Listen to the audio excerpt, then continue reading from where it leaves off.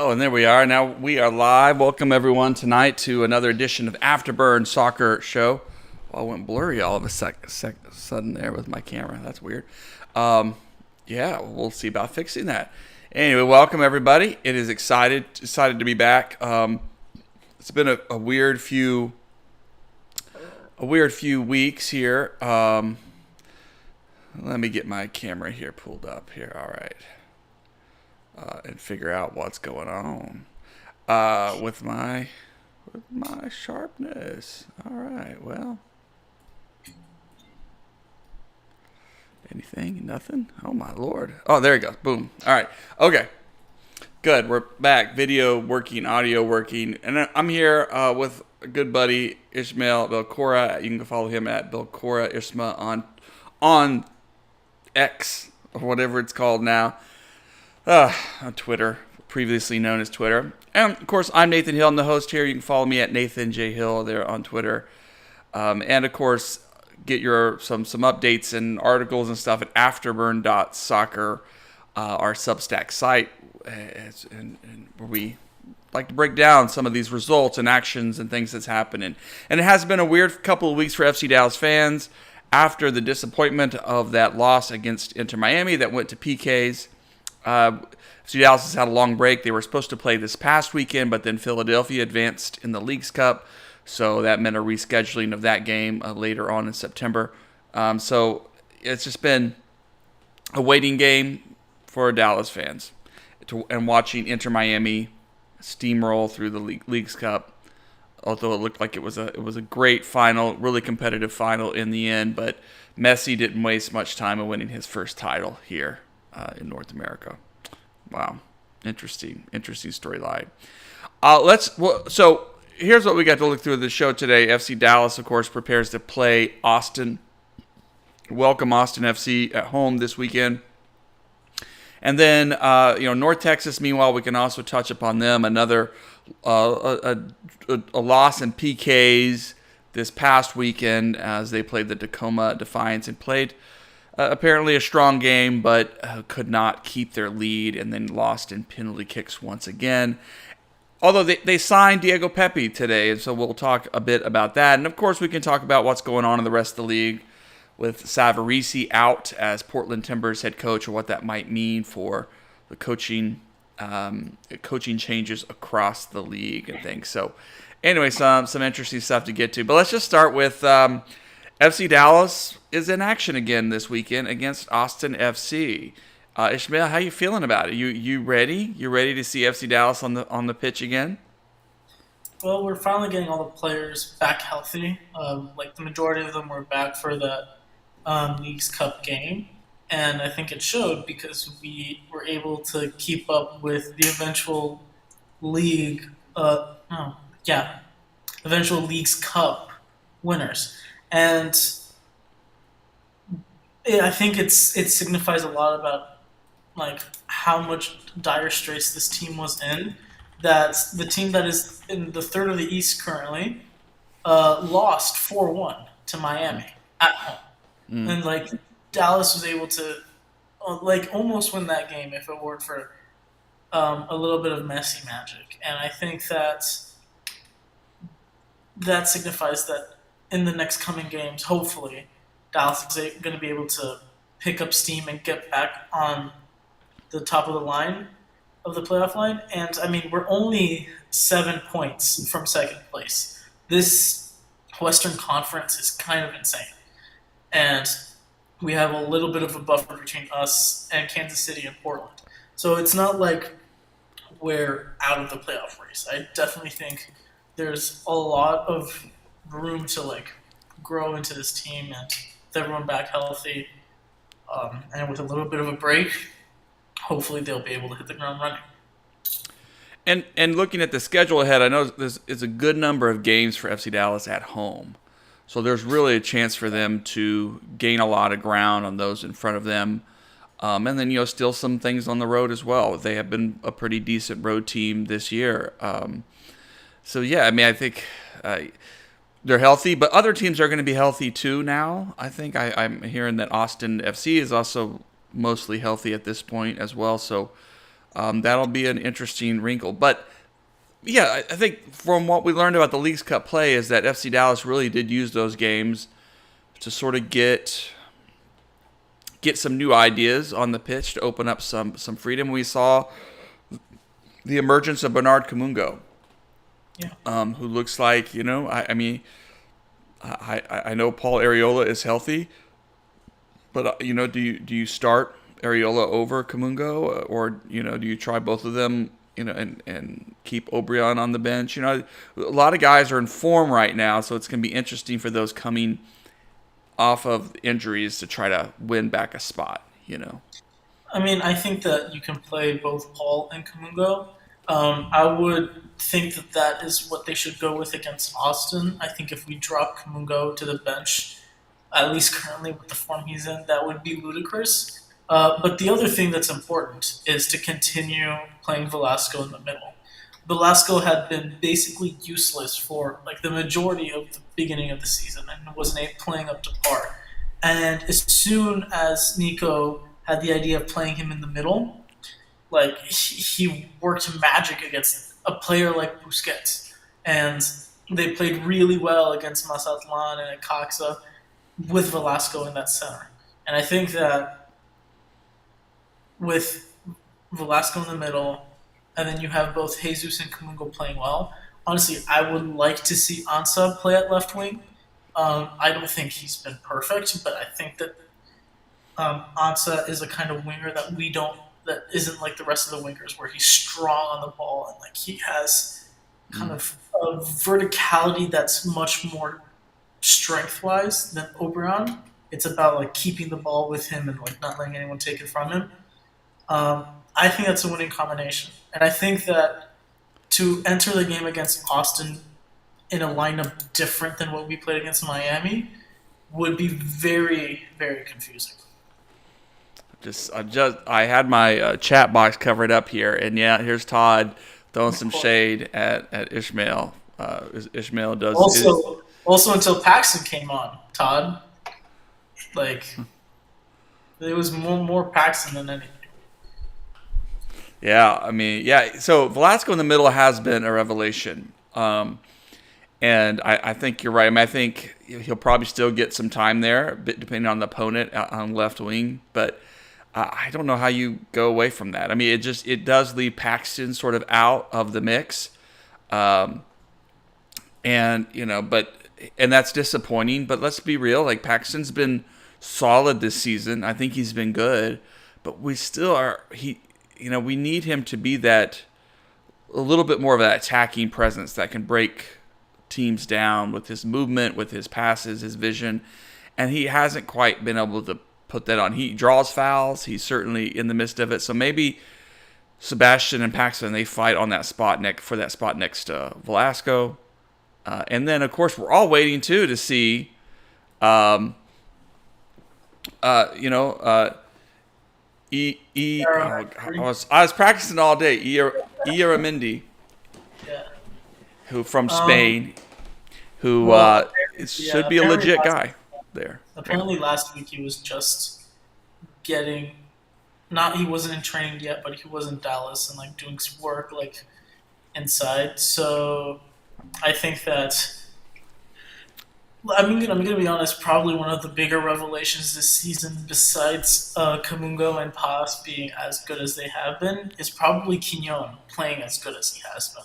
I think it's been a massive step up from last season.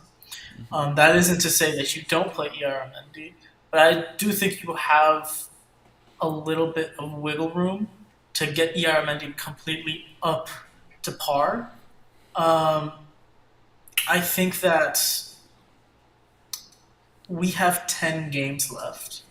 And if you're able to have a Champions League player, like caliber player, starting at the height of his game for 6 of those games, you'll be more than okay. I don't think there really is a rush.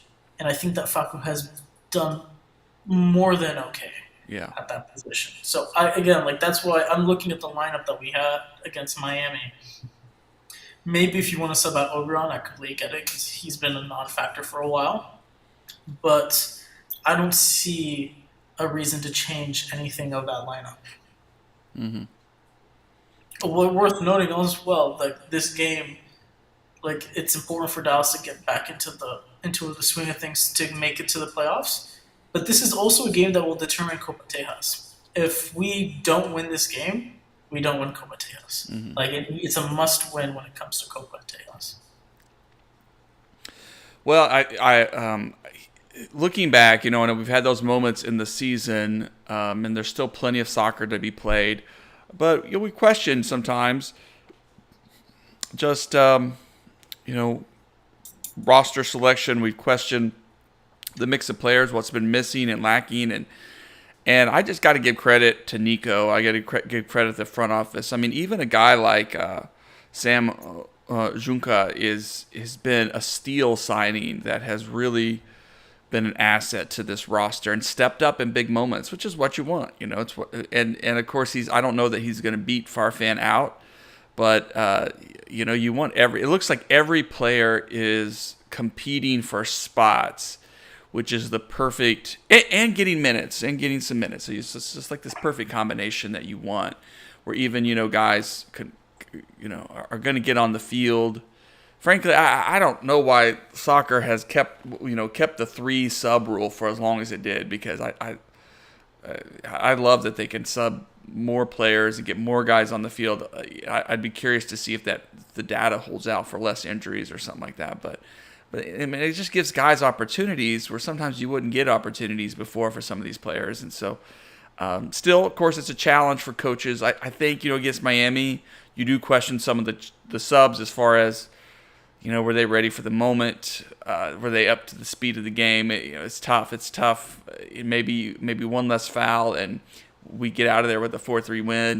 But that's part of the cruelty of this soccer reality. And so, yeah, and center back wise, I think Ibiaga has been playing just fine. He's been a veteran presence there, which is what you want. He doesn't lose his head. And Tafari, I think we need to lock him up long term. I just love watching him play, and I think he played one of his best games of his life against Messi.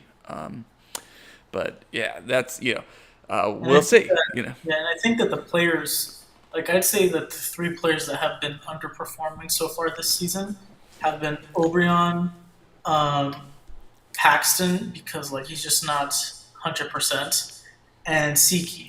I don't think Siki's sophomore year has been all that good. And for both Siki and Paxton, they now have 2 midfielders that FC Dallas just signed that are now competing for minutes. So even the players that haven't been performing, now there's more competition for them.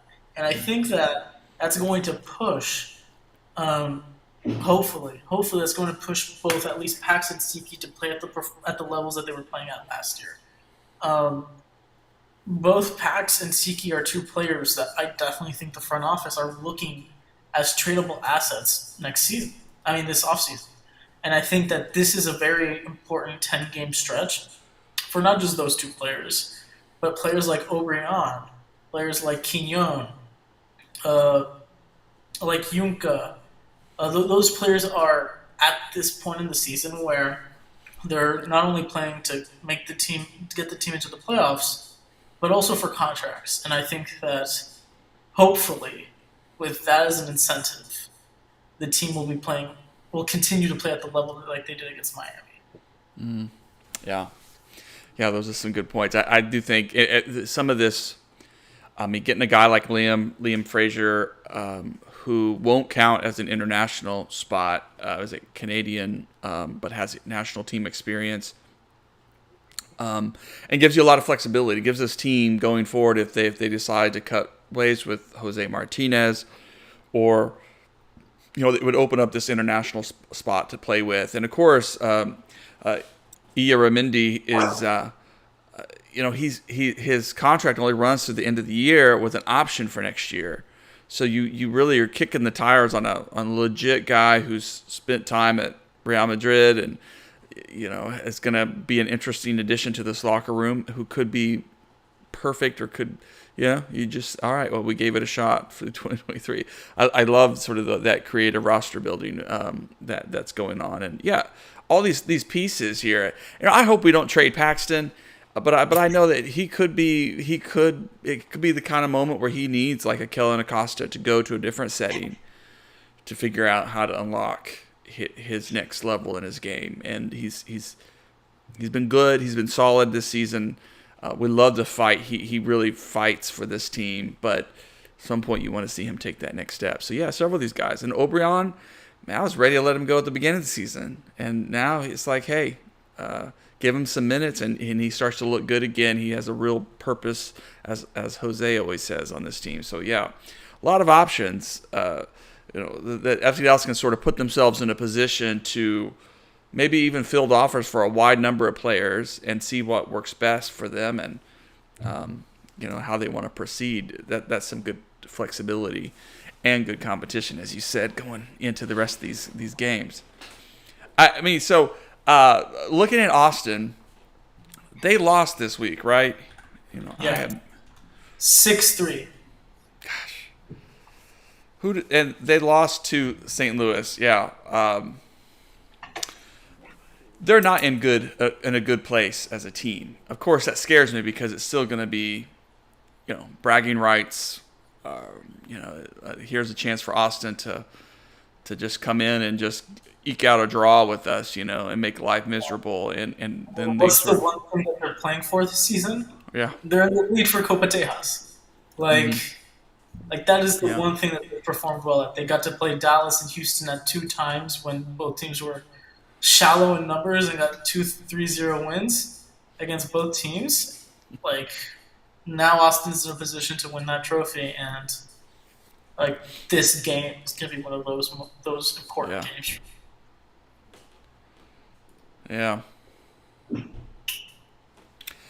The rest is tricky. I mean, it's going to be a tricky one for FC Dallas to get back into the grind right away. But they're at home, so they've got to be. They've got to be the better squad, the squad you got to look to.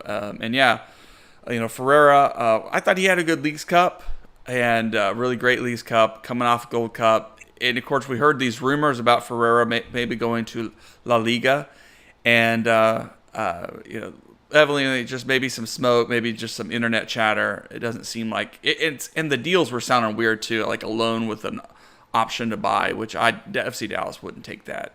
It's just not realistic. So, Heister Elmovic, Dynamo Zagreb.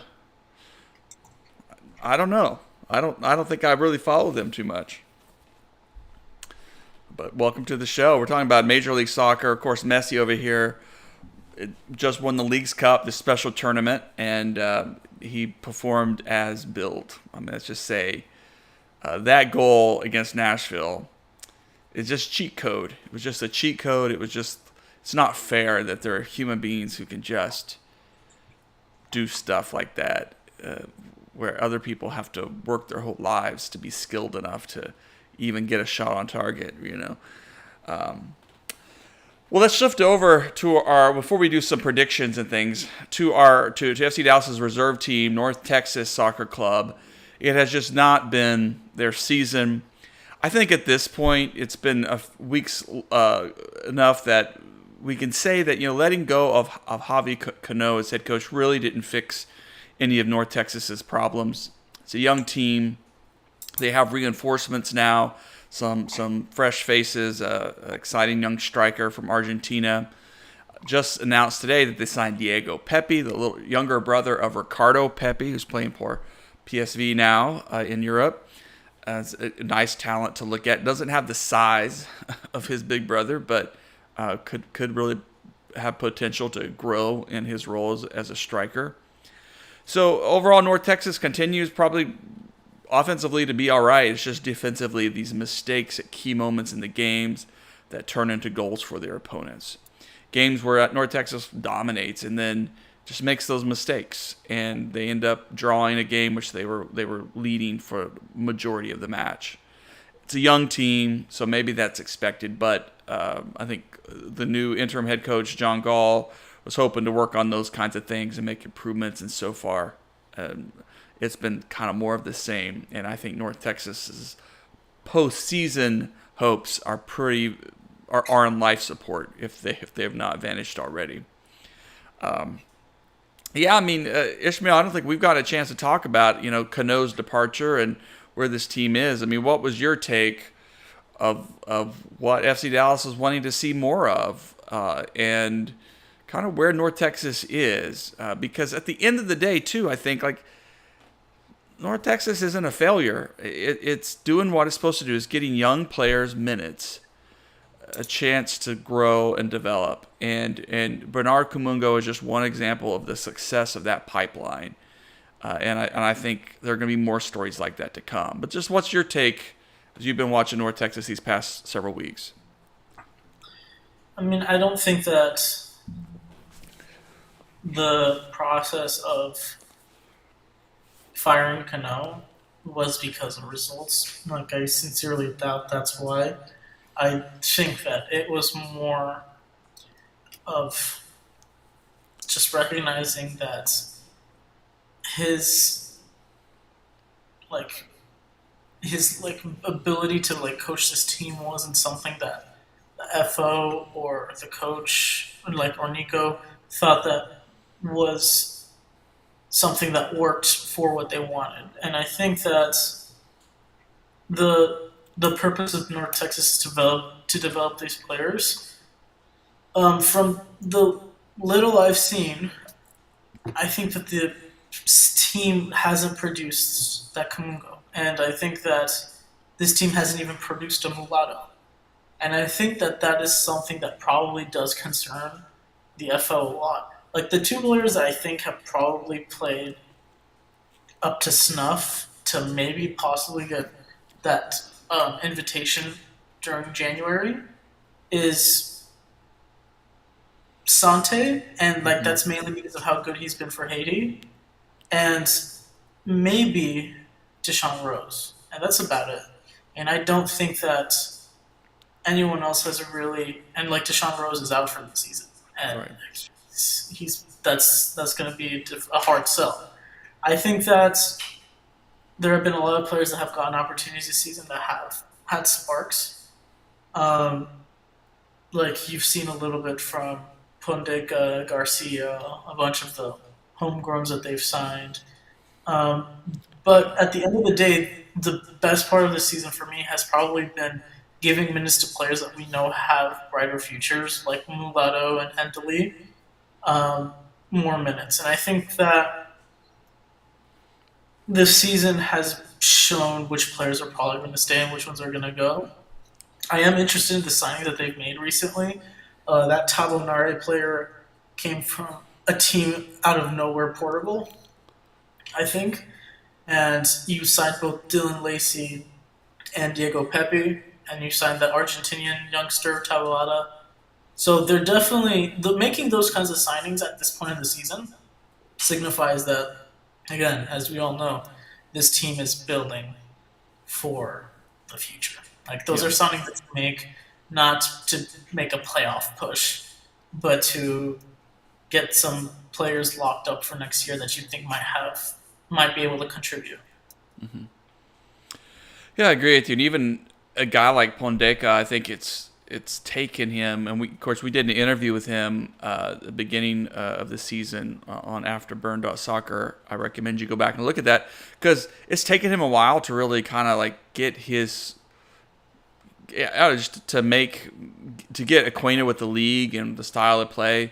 But he's come on really strong lately and has been a goal scorer for this team and scored some nice goals. And so, but he's still probably even a year away. You probably want another year of him working in this system before you really think, is he gonna, what's his ceiling, or are we, But I think he's showing that he's a walk, and he's coming on the same route that Kumungo did, where you just trial and make the team from out of nowhere. So it's kind of a nice story, but.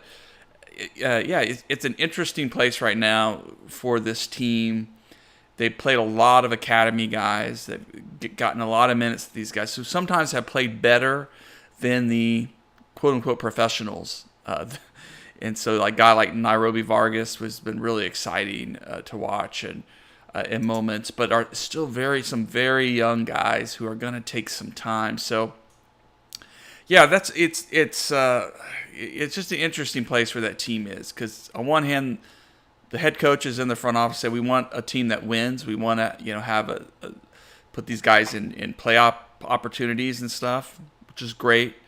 But also, if you're developing for the future, you're going to play young guys, and they're going to make mistakes, and you'd rather make the mistake there than in in a critical moment, or with the senior team. So, yeah, it's a strange place. So it seems like with these signings, it is looking ahead. It's like this team is already thinking about next year and the kind of roster they can build. And Jose and I were talking too that there's some Jose was talking about that some academy players are off to college and stuff. So I think some of these signings probably reflect that, hey, we're going to be missing some guys that we're giving minutes because they're heading off to start their college career or whatever, which is good for them, But